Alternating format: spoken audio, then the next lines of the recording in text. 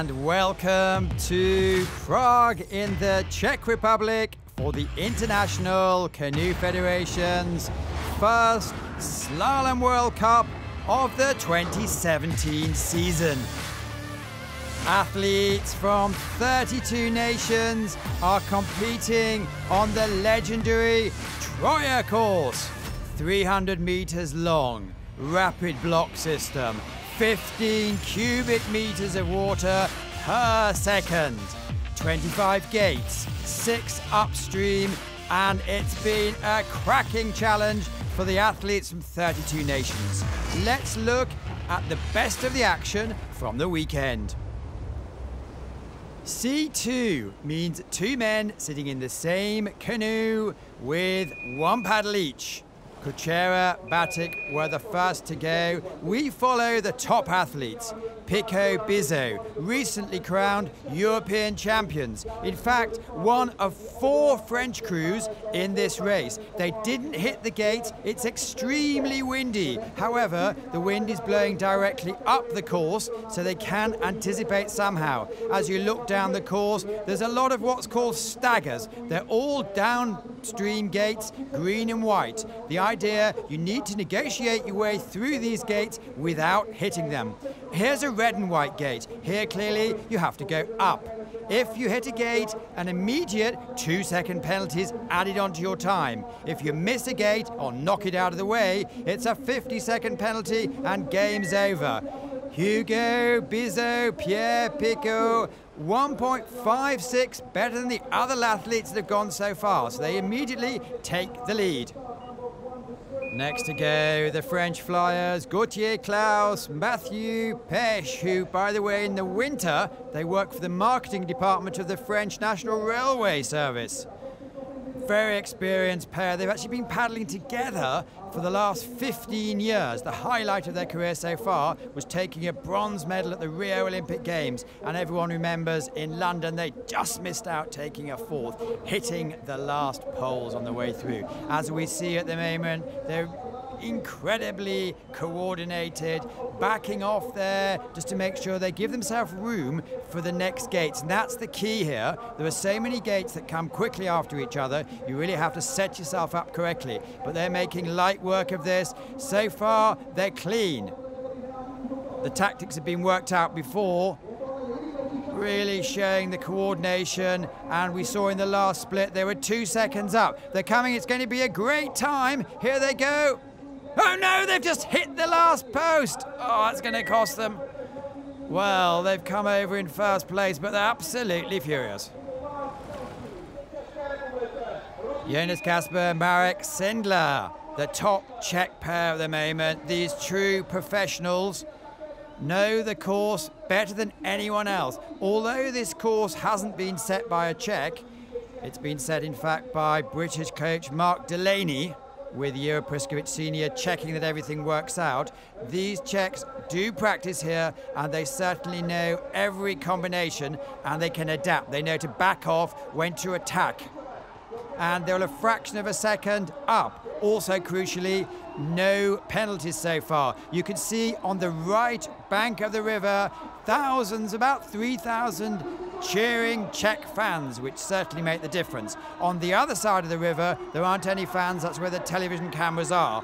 Coming down the line, they're certainly in touch. They're the last boat down. They were the fastest in the heats, the fastest in the semis, and they're the fastest in the final. They win the race by 4.76 seconds. That is very convincing.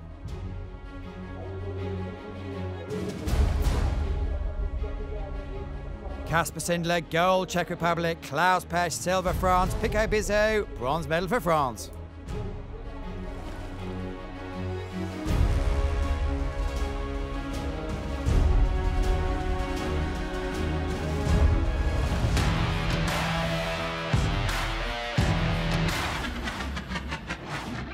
Hi, I'm Kimberly Woods from Team GB, and I'm going to be talking about the C1 switching technique. Switching is where you go from one stroke on one side of the boat to the other to get a good advantage. You switch from moving the hand from the T-piece to the bottom and sliding your bottom hand to the top. You switch to be better on the one side and then better on the other, and it's a lot better for me because I can be on my stronger side on each side. It's better to be on your on side and on your stronger side instead of going onto the off side, and you get more space around the poles to reach up and get forwards. It takes a lot of practice to switch, but once you get more into it, it becomes more automatic and it becomes more of a second nature. The reason why I switched is because I wasn't as strong on my crossbar to start with, and then I went through a year where I didn't do switching, and then I went back to switching because it was quicker, and it was a lot better advantage time-wise. Well, thanks, Kimberly Woods. Let's see how she gets on in the C1 final. And as we see here, welcome back Ros Lawrence, who hasn't been competing for the last couple of years. She was the dominant factor 3 or 4 seasons ago. Marilee Franklin from Great Britain not only excels in this discipline, she's been twice the vice world champion behind Jessica Fox, who surprisingly took a 50-second penalty, so hasn't made the final today. But Marilyn, look at this, all control. Very tall, manages to reach all over. When she was only 12 years old, she was in the Premier Division in the UK, one of the youngest ever. As we've seen, she took out gate 9, but she's a massive 10 seconds ahead of the field. The Czechs are really encouraging everyone. They absolutely cry when it's their own athletes. And that's great. She switches and takes advantage of the momentum of the boat. Clearly the secret here is to keep the boat pointing downhill and use the speed of the water. Well, a massive 19 seconds ahead of the field, but she's not the last to go. That's why she's looking not too happy. She took 6 seconds of penalties. Well, here's Kimberly Woods. Let's watch her switching as she goes down. She's the incumbent European champion. That was 2 weeks ago in Tatson. And by the way, the last World Cup of the 2016 season was also in Tatson. She also won that, so she's massively high on confidence. Calculating, choosing when and how to switch. It's so important. There's 8 gates in a row that are downstream, and you only have a fraction of a second, as you say, ducking and diving. The rule is you have to have your whole of your head and part of your body, part of your boat rather, under the gate. Well, she's 1.88 seconds up. We did see Marilee Franklin a few seconds ago have 6 seconds of penalties, and crucially at the moment, Kimberly Woods is clean. There's a battle being going on between the last 5 years between Kimberly Woods and Marilee Franklin. 4 seconds up at this stage, and it's looking very encouraging. Sprints for the line, and this is the debut victory, the first World Cup for her in the 2017 season. Kimberly Woods takes gold, Marilee Franklin takes silver, both for Great Britain, and Monika Jankova takes the bronze for the Czech Republic.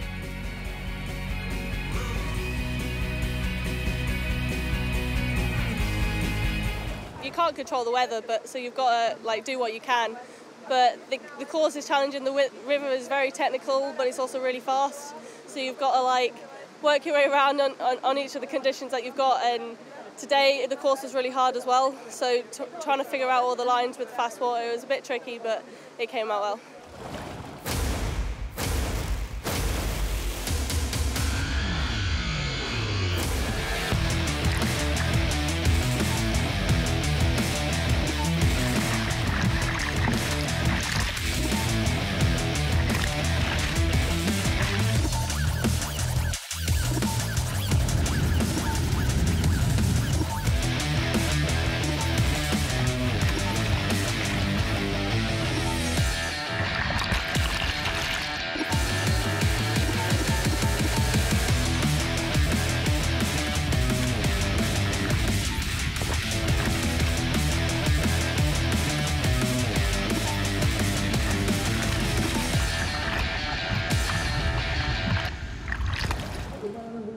So switching from canoes to kayaks, and this is a stacked field.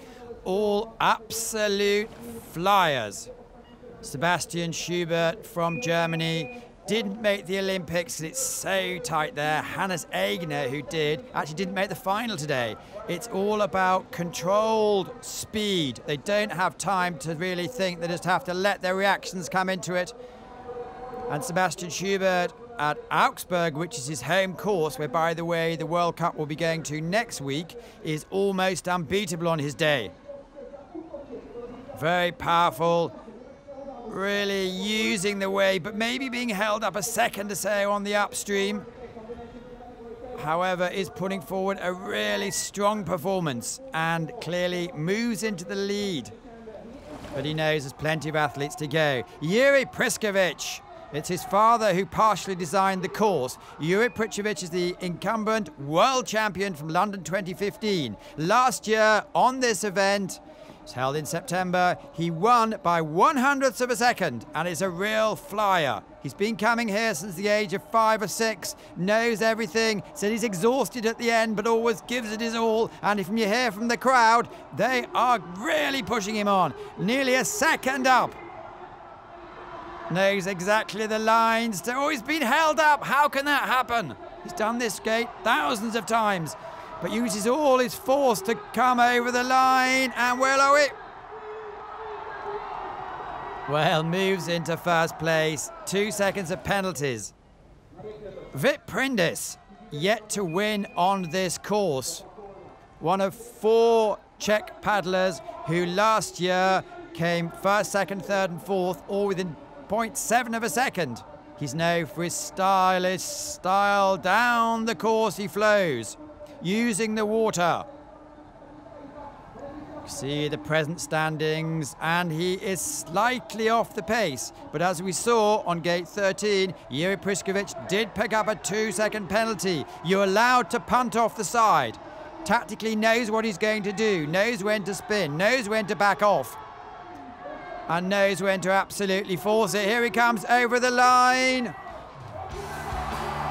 Pure and utter joy. Vit Prindis wins on his home course. So Vit Prindis, gold for the Czech Republic, Yuri Priskovich, silver for the Czech Republic, and Sebastian Schubert, bronze for Germany.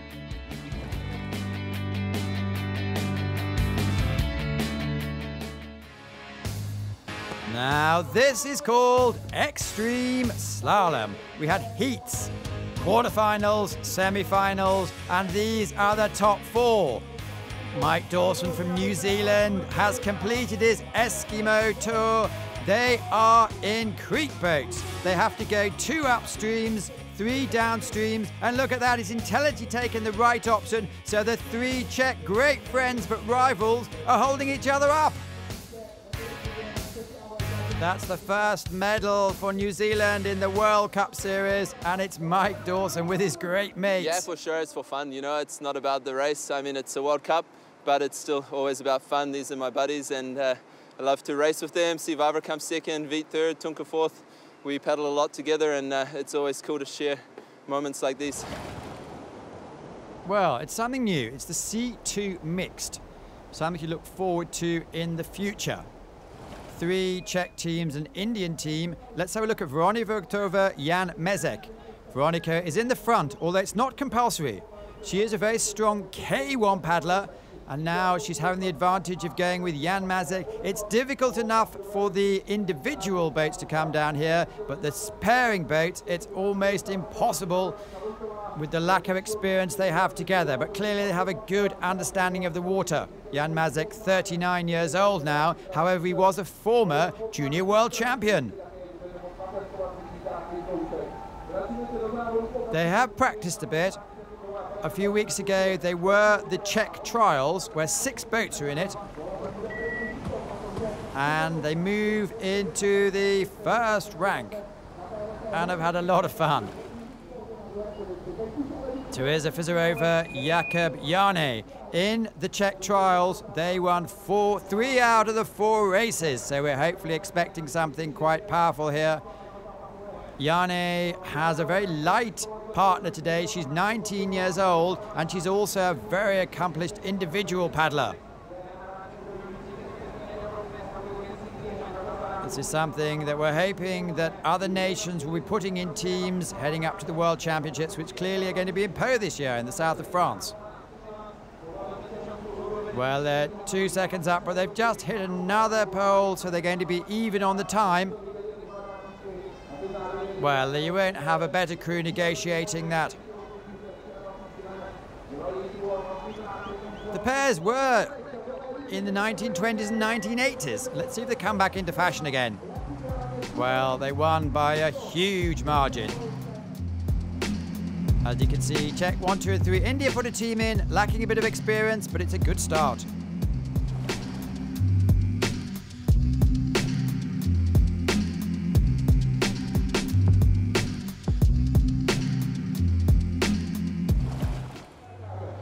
From the men to the women's extreme slalom. And it's Amelia Hilgertova. She's the niece of legend who has been racing here this weekend, Stepanga Hilgertova. As you can see, does the Eskimo turn without even coming up for breath. Camille Prajot, you saw in the picture, also Veronika Moldova, who's going all the events this weekend.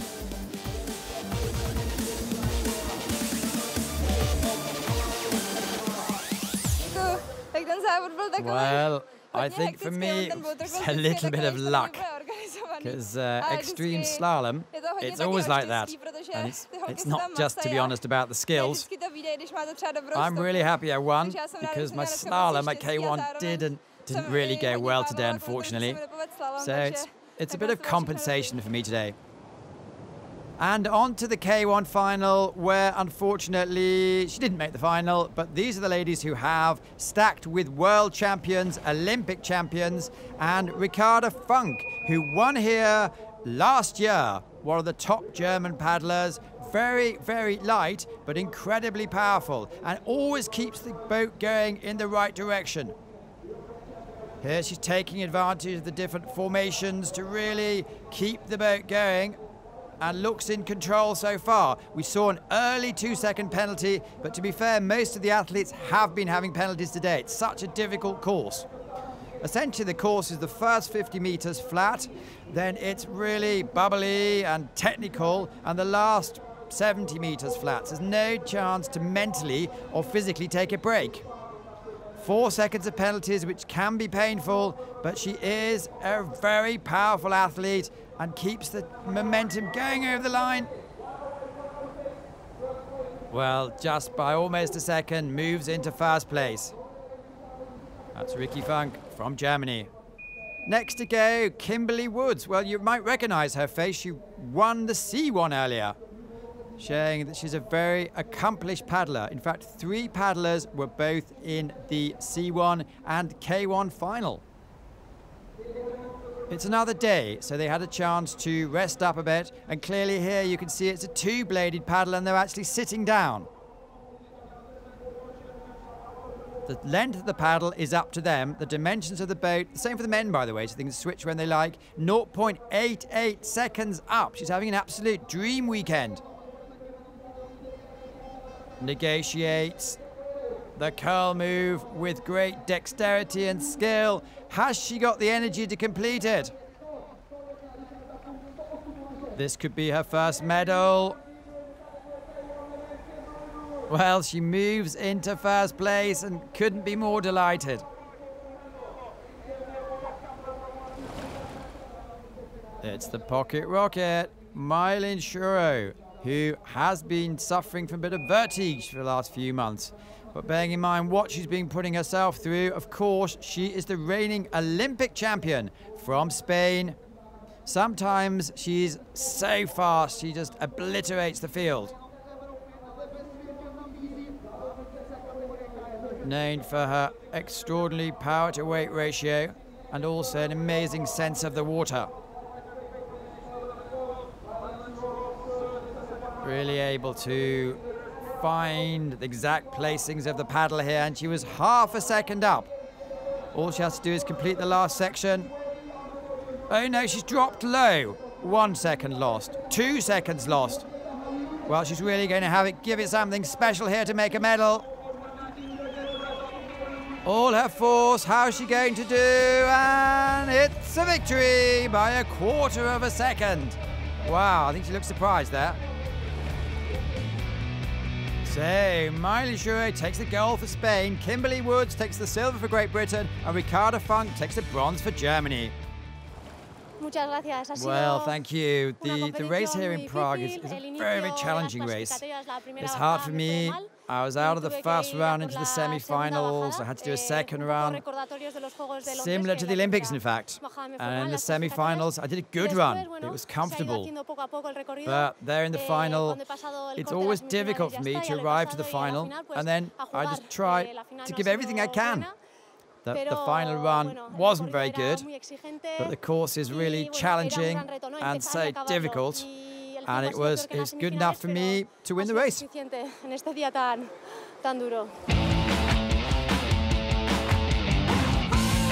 What's your favourite moment of race day? For me, the favourite part is right before the run, when your heart's just beating out of your chest and you're getting excited for the run. I think it's the moment when you get to the finish line and look at the result. The favourite part of my race day is waking up. A bit of excitement, anticipation to see if you've got what it takes to lay it down on the course. The favourite time of day for me is after the second cup of coffee. Being on the course alone, just on my own. It is, for sure, the start line is the place where I feel really good and ready to race. The best part of the racing day is probably the moment before the racing run, when I'm just waiting for it and I have everything in my mind and I want to do the solid run. Those couple hours in between the two runs, just crushing some lunch. Yeah. Winning! Definitely, it's, you know, when you get in the zone, just when you walk the course and you kind of want to, you know, stop everything, just the course in your mind. Is when I finish my race and I just feel good and I'm just happy and just smiling. The C1 men's final. Again, we're going to pick out the best of the action.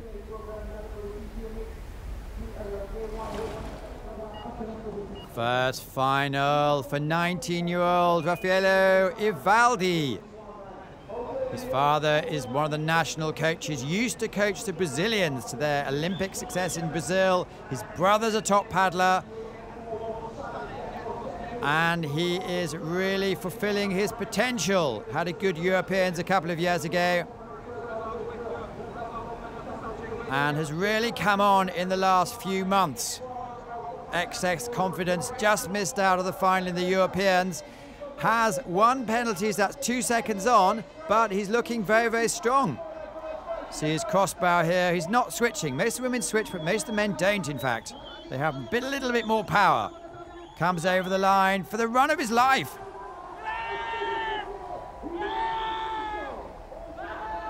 And he looks rather happy.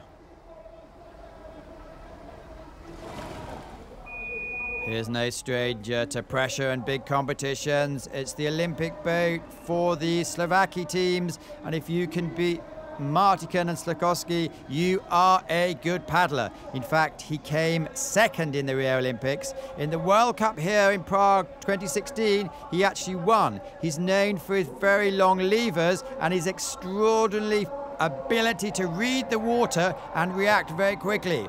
Makes it look rather too easy, in fact, and was half a second up. He's having a new boat, which may have some issues. But here we go, punts off the wall. Spends most winters in the southern hemisphere, so lives pretty much all year round for this discipline, and that's why he's so good. Oh, just comes into the lead by 0.03 of a second. Very stressful for Rafael Ivaldi watching. Never looks happy, by the way. Always a perfectionist. Sidiris Tasiadis from Germany has the shortest paddle, but it works for him. Really powerful, always placing exactly the right place. And here he's just using the force of the water. Sidiris was second in the London Olympics. Ducking and diving and really keeping the boat moving forward. And that's the real crux of the matter today. It doesn't matter if you have 1 or 2 penalties, just have to keep the speed on. The course ducks down by 3.6 metres over its 300-metre length.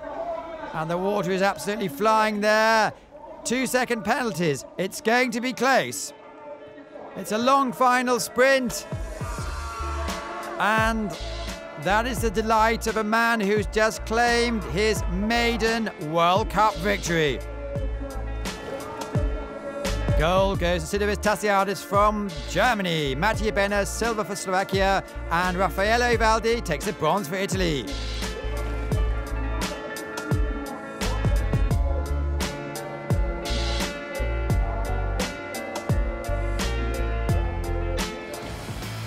Well, that's it for the first ICF Slalom World Cup of the 2017 season. Thanks for watching and see you soon.